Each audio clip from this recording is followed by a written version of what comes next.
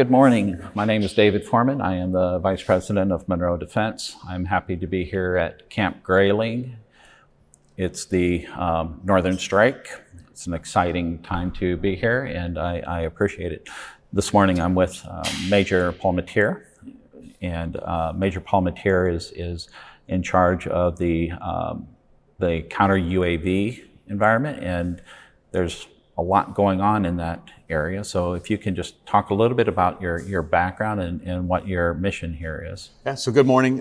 So Major Paul Mateer, I'm here as the lead for the protection section. And traditionally, it's led by another individual called Major Peterson, and he had a family member, so he's not here this week to work this. So I don't want to steal the effort and the work that he's put behind this and everything else, because we have a long history together. So he certainly gets credit for much of the coordination that's gone on here and made this happen. And he personally experienced issues downrange that made this very personal to him and a passion, not just a job for sure. So that being said, this is Northern Strike 25-2, and we're halfway through-ish for the iteration of training that all the soldiers are here doing. And the part that we are training soldiers on here is in base defense operations.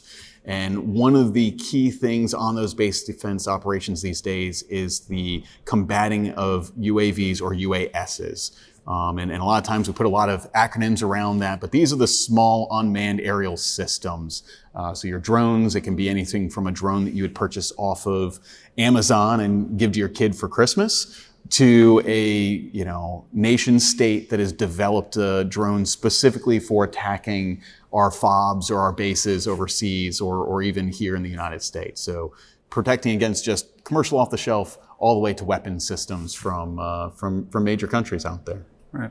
There's been a lot of social media around UAVs, especially with what's happening in the Ukraine, Russia, et cetera. But you started long before then. Your history started back in 2017. You've seen a big evolution, and what has that evolution looked like?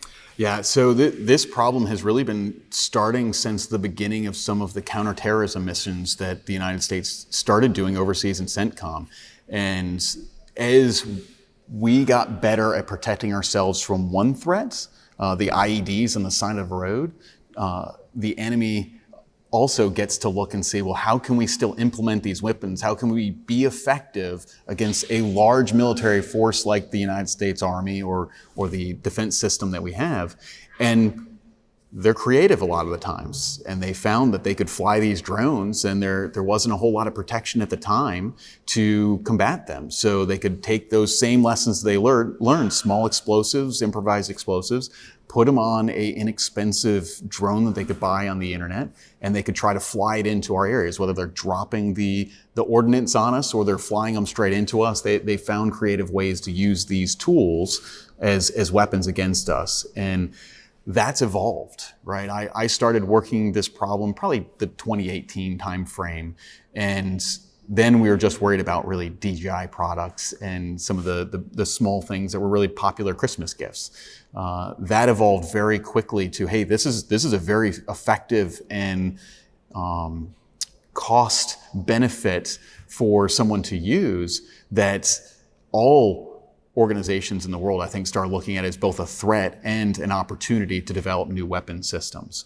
So that's now progressed to what we have today. And it took us a small break for the people here at Northern Strike. Many of them deployed in the 2022, 2023 timeframe to Iraq and Syria. Michigan sent a unit over there specifically. And Major Peterson and the team that is really excited about this was part of the force protection team. I was also one of them. And our mission was to protect the bases that we were charged with. We had a number of bases that we were given the responsibility of ensuring that the people on those bases were safe at all times. And so the way we did that was through a number of systems that the DoD has invested in to detect those drones, the UASs, and then be able to defeat them, whether that's through kinetic or non-kinetic ways. We were there to save lives of the soldiers on the ground. But what we found was that the train up to that was lacking in creating some of the pressures that you would feel staring at a computer screen day in and day out with no activity, to that 15 minutes where something is dangerous and coming into you, and you have to respond, and you have to make the right response. You don't want to engage something that's friendly. You don't want to give false warnings, because then maybe people become numb to it and they don't want to go into the shelters when they need to go into shelters. It's a very complex problem. And the team that was deploying with the 37th Infantry Brigade wanted to be able to improve that and bring that here to Northern Strike. In fact, Michigan's TAG came and did a battlefield circulation through those sites and saw this problem. And he said, I want this in Northern Strike. This is a problem that we need to be training our soldiers for right now. And the Army doesn't have an MOS for this. This isn't a standard job that a soldier would do. Right now, we train regular soldiers of all different skills to be able to operate this equipment and make those decisions. So we're able to take some of the best talent that we have, put them behind these systems, and charge them with the responsibility of protecting our soldiers on those locations. As you have your exercises here and you're training the current and in the future warfighters, how are you integrating this with the allied forces as well as the industry who's actually writing the software that's developing the technology and those other pieces? Yeah, so the partners that we've had have been really great. The group that is actually training this block of instruction is civilian contractors that are coming in and delivering that education. And it's the same education that many soldiers get when they start going to an active combat theater and they have to operate these. So a skill that is very low density inside of the Army, we're being able to bring those industry partners here to Northern Strike in order to train them and equip them and build a better awareness inside of the Army, right? The National Guard is a huge organization, so every soldier you can bring in and you can train on this problem set, they're able to go back to their leadership and their organizations and share what they've learned and give some of that information of like, hey, this is a problem that is really important. We really should be focused on this, and we should be giving more attention to this. And hey, here's some soft skills that necessarily don't need the equipment, but here's some skills that we can take to the organization that allow us to be more responsive and reactive to these problem sets when we come across them, because not everyone gets to move around with the full suite of tools. We've also partnered with other organizations to bring in new technology. This is the second year we've been teaching this, and our student base has doubled on the second year. So again, pilot program last year in 2024, 2025, student base has doubled. We want to see that number grow, right? Yeah. By exponents. Yeah, we're hearing that actually across all the different training exercises. Everything is growing, and that just shows the value that both Northern Strike, Camp Grayling, and the brings to all the different units and allied forces. So. I have to say too, Michigan has a mindset on this that, yourself included, they like to bring in those industry partners. They like to bring in outside thoughts and ideas, which the Army is a big moving machine, and we all have to think one way. So it is often hard to accept those external inputs on what can I do better? How can I do these things better? And Michigan National Guard's been doing a really good job of that with Northern Strike to say, hey, we're willing to listen to other people and take their input and incorporate that into the training and make this better.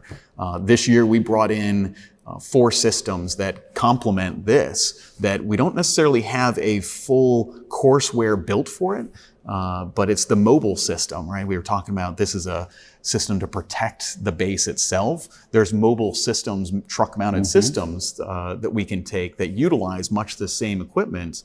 And we brought them in this year, and they're here showcasing, and they're being able to show soldiers, this is what it looks like, this is the setup that you would normally do, and we're able to put that out in what we're calling our UAS testing area, and be able to observe and show some of the leadership this is what it is. And the goal is that next year when we do this training, we find a way to incorporate that into the training. We can get the soldiers actually onto some of these mobile platforms as well, just widening that base of experience that soldiers get, since they get their 2-week AT is typically what a National Guardsman gets. So consolidating as much of that lessons and much as that knowledge as we can for a unit into that 2 weeks is really critical during Northern Strike. Absolutely.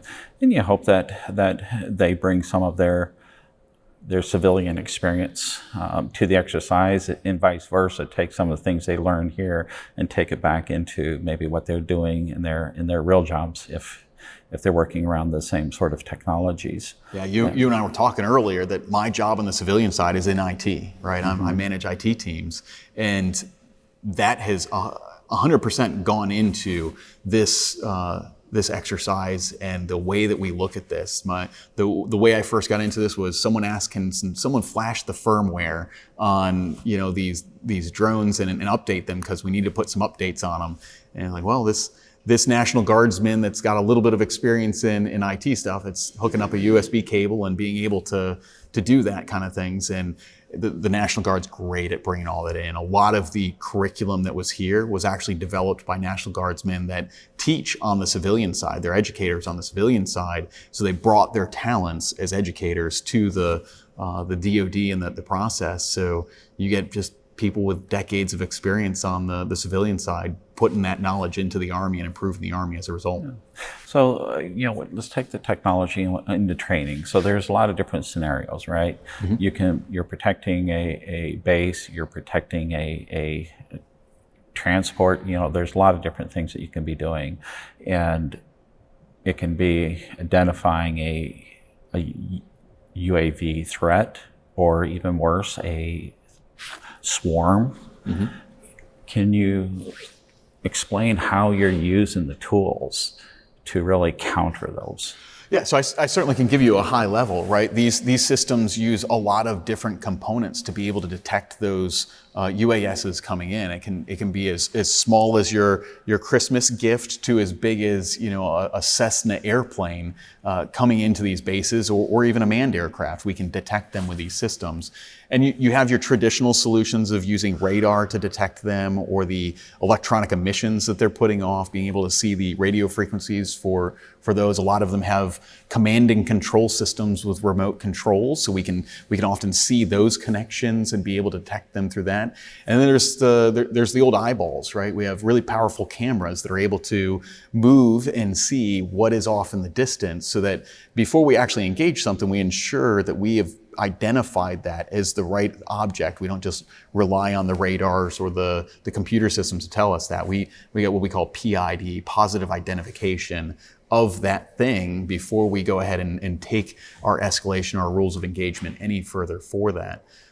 In these scenarios with the training that we're doing, our partners are able to control the scenario. So if a student is really struggling with moving that camera to be able to identify what it is, they can start small, or they can maybe give them a large aircraft and say, okay, well, let's try to detect the large aircraft, and then we can work down to the object that we're actually trying to train them on.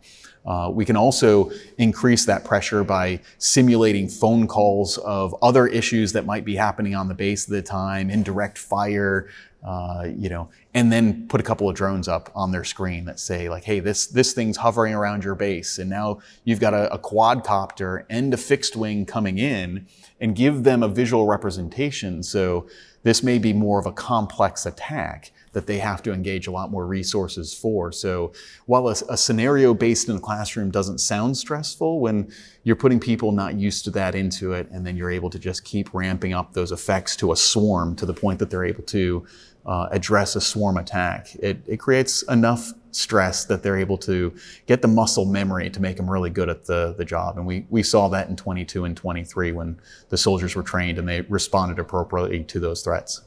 Yeah, speaking of the stress to the warfighter, General Rogers and I talked about that a little bit yesterday, where last year's trainees are training this year's trainees, but you're able to move that stress level up to experience it here in a relatively real environment. So when you are exposed to that environment, you're going to be able to, I guess,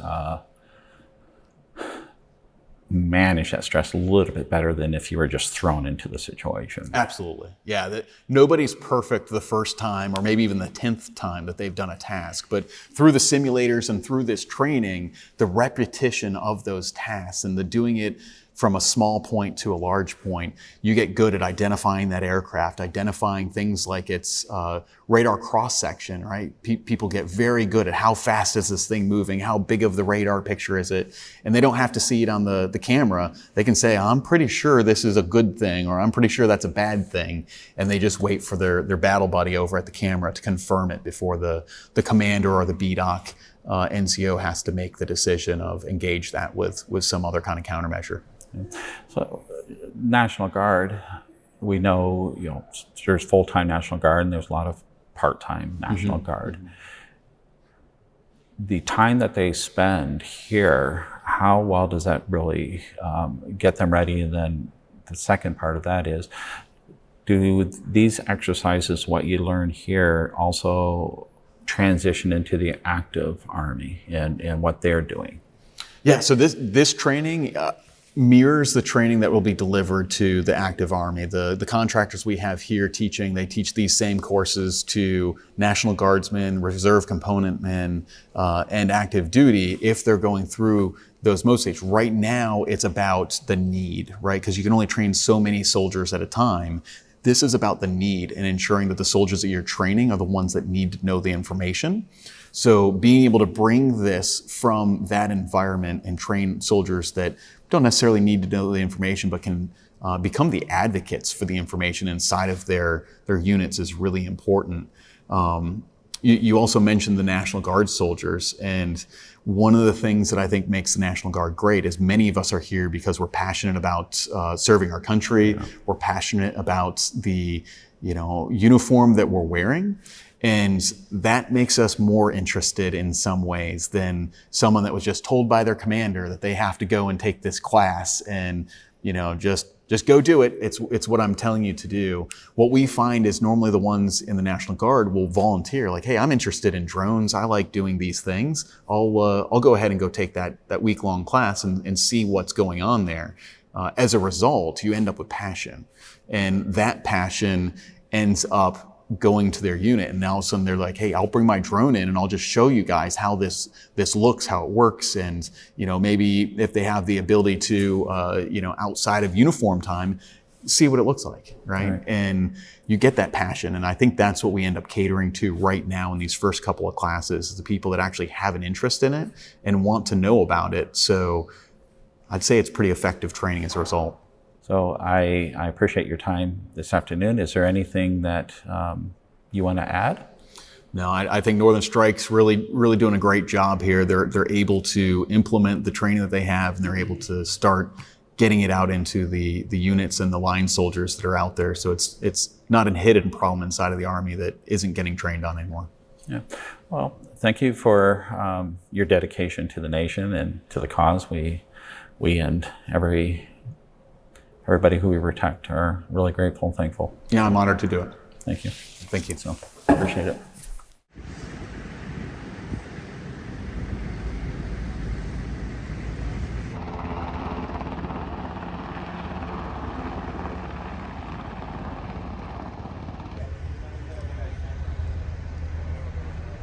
Dave Foreman, Munro Defense. How are you, sir? I'm good. Anthony Lewis Smith, HM2. All right. And it looks like you're with the Medical Corps? Yep. So I'm a Navy corpsman. I'm actually one of the two corpsmen in the company right now. We're basically here to support the Marines in their field operations, give them all the medical aid that they need, and also support them just in basic life medical needs as well. So I see that there's some medical choppers right over here. So what are they training for over there? Do you know? Specifically, probably medical helo pickups. So if we're using those to evacuate a medical patient in the field, we use a helo to lift them up and then send the bird to a hospital, get them the needs that they need to basically be provided for. So, Northern Strike, you're out here, and what are some of the training exercises that you're doing? What are you learning? What's exciting for you? It's a lot of moving parts. A lot of the things that we're doing now is just learning different defensive maneuvers, how to defend the spot, how to post security on the spot. Specifically medical, we're doing a lot of casualty drills. So let's say that we're doing a defensive maneuver, we have a casualty, we run a scenario to which we provide aid to that casualty, and then from there we go through the necessary procedures to take them up to the next echelon of care, and then from there we treat them. So. And what do you do for when you're not here in the Guard or? Yeah, so when I'm not in the reserves, I'm actually a master's student at Oakland University, so I'm getting my master's degree. Good for you. Yeah. Well, sir, thank you for your service. I appreciate it. I appreciate you. Major Haney, Dave Foreman, Munro Defense, Munro Live. So we're out here over the last couple of days just interviewing and seeing everything that's going on here at Northern Strike. So we've spoken with a lot of individuals, and we would like to understand a little bit more about what you're doing out here, what your troops are doing, what are you training on, and kind of what the mission is. Yeah, so our mission is to interact with the other foreign officers and enlisted that we're dealing with. We have some Brits that are co-located with us. We have 2 Brits, Royal Commandos in our company that have been with us since the beginning, and just building that relationship with those foreign countries. We have Irish that helped us kind of seize this fob basically, and there's a few other agencies out there. We have Royal Commandos, British paratroopers, and Irish company out here. So building that relationship and seeing how we can learn from each other and build off of that. Yeah, it's a multidisciplinary, multi-country activity. What do you typically learn from one another, and what type of training exercises are you doing? Different tactics. So, I mean, we were in the defense for a little bit, and now we're doing some kind of, FOB operations. And, we do similar tactics, but there are some tweaks to it. I know I've served with the Royal Marines, Royal Commandos in the past, and they are phenomenal at patrolling operations. So, we can learn from them on how to do some patrols. I mean, we do a lot of patrols ourselves, but they have different tactics and how they operate and how they handle themselves out in the field. So we were in the defense. It's a little bit different than patrol-based operations, but it has similarities to it. So they can, maybe try this, and we tell them this is why we do it this certain way. And so we can learn different tactics from that way and build on our SOPs. Excellent. Well, I appreciate the interview. I appreciate your time. Thank you very much. Yes, sir. Take care. Take care. You're one of our allied partners, Yeah, so it would be interesting to understand from you a little bit about what you're getting out of this training exercise and what you're learning from our local Marines and Navy, as well as what you're taking back home. My name's Green Brady, part of the Royal Marine Reserves, based in a little place called Cardiff in Wales. So there's 4 of us have come out for this exercise. We're here for the whole 2 weeks. We're integrating with our partners, the United States Marine Corps. We're just basically here to see how they work, and to learn how they work, what they do, and see where we can pick up from them and where they can pick up from us, and then just see what we can get out of the training, basically. Is this your first time at Northern Strike, or you've been It's here? my first time in Northern Strike. So yes. what's your impression so far? Really good, very well run exercise. Just the sheer scale of it has impressed me. It's a very large exercise this year with a lot of partners. Yeah, it is. We've seen the Irish. There's quite a few Brits out there. Obviously the Americans. Yeah, there's quite a few. So, Yeah. So what are some of the things that you're doing? So we're integrating with the Marines. So far we've been in the woodblocks. We've set up defensive positions. We've been attacked by enemy mortar, attacked by vehicles. We've dug our holes, dug in positions, and now we've moved to this fob after the end of our exercise. So once you leave here, how do you bring all of that back home then and take what you've learned here back to your unit? So the first thing I've been tasked with as soon as I get back is to do a presentation on Northern Strike. This is not very well known amongst our RMR ranks. Do the presentation, get that pushed out there, see if we can get more lads out here next year. Great. Well, thank you for coming over. Appreciate it. No problem at all. Lovely to meet you. Yeah, you as well. Take care. Specialist Goss, Dave Foreman, how are you? Doing fine. How about you, sir? I'm doing well, thank you very much. So you're with the Medical Corps, 313th, Yes, sir. and we're here at Northern Strike. What are you learning here during this exercise? So we're learning how to do combat operation stress control here with the medical unit here. I'm also the religious affairs specialist for this unit, so I also provide religious support, boost the morale with the unit as well, bring that cohesiveness together. There's also behavioral health specialists within this unit, so they come to them if they want to basically de-escalate some stress control. Well, I'm sure that there's a lot of stress in this type of environment, not just in a training exercise, but really getting ready for if you were to get Yes. deployed in a real combat situation. So what are the type of things that you're learning in the Medical Corps to deal with those sort of things? That's a good question. So basically, how to be short and simple with dealing with soldiers who may be dealing with stress internally and externally. And also on my end, how like my role as a religious affairs specialist could help as well de-escalate their stress as well. But if need be, I can always appoint them to a chaplain. We do have a chaplain here on deck as well. So what are some of the things that you do to de-escalate the stress? I would assume that the stress comes in many different forms. Yes. So for me, it'll be just sitting down, talking one-on-one with the soldier. And if it's something that I could probably help with, besides like sending them to the chaplain, I can do that. Sit down, talk to them. First, ask them what their religion is, if there's a preference, if they want to speak with a Catholic priest or a Protestant chaplain of that sort. And if it's something above my level, then I can send them to that chaplain. And as far as the behavioral health specialist, I can appoint them to either one of them as well. Right. So, you know, soldiers, they see a lot of different environments. They will encounter things that they're not typically used to encountering.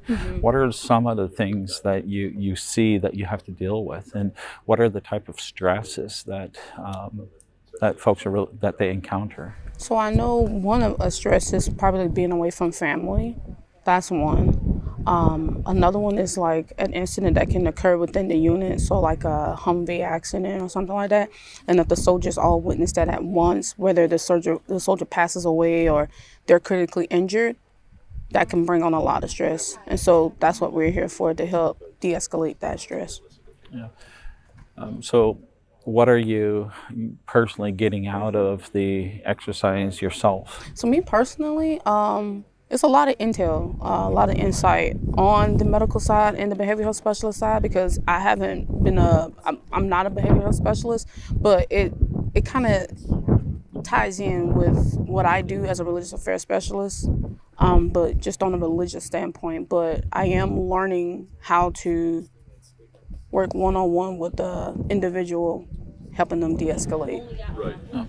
So a lot of the folks that are in the military really understand that. If you were to say something to like a non-military person about what a soldier kind of goes through, what would you tell them? I can tell them, like, you know, at the end of the day, with the uniform off, we're all human, and we all experience that same kind of stress that a civilian may be dealing with as well, whether it be dealing with the unit or something related to their job. We all kind of go through that same density of stress.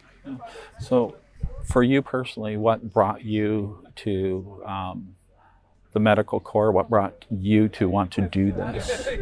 Well, from a religious affairs standpoint, I kind of like to learn what other people's beliefs are and get their point of view on conflict, how to deal with conflict, and when it comes to their religion. And in the medical field, you see a lot of different religions, and they have like a lot of like accommodations, and it's just some things like, as I want to say, for instance, like Christians, that they do that other religions do not per se do, or agree with in the medical field. So it's like, for instance, what's it called? Giving shots, vaccines. Vaccine, yeah. There are certain religions that don't believe in getting vaccines. So that's when we come in and we provide that religious accommodation for them to accommodate with their religion. It's helping them, saying, okay, I'm being heard. My religion does not believe in this, so I can't engage in this or partake in this. So, when I think about the medical corps, you think about, the taking care of the, physically injured, but you're really dealing more on a psychological standpoint. So, a very unique perspective. Yes. I appreciate it, and thank you, and good work Thank for you. everything that you do. Thank you.